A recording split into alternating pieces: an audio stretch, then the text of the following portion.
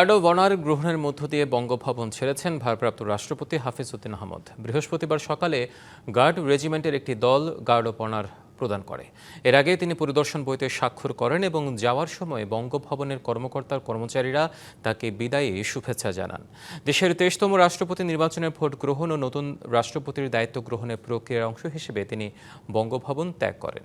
বঙ্গভবন ছাড়ার আগে বিদায়ী ভারপ্রাপ্ত রাষ্ট্রপতি তার দাপ্তরিক কাজ সম্পন্ন করেন। পরে বঙ্গভবনের কর্মকর্তা কর্মচারীদের সঙ্গে শুভেচ্ছা বিনিময় করেন। আনুষ্ঠানিকতা শেষে তিনি স্পিকারের সরকারি বাসভবনের উদ্দেশ্যে বঙ্গভবন এলাকা ত্যাগ করেন।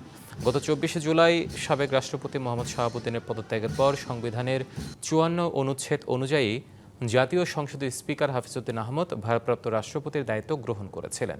দায়িত্ব গ্রহণের পর গত 28শে জুলাই তিনি বঙ্গভবনে তার প্রথম আনুষ্ঠানিক দাপ্তরিক কার্যক্রম শুরু করেন।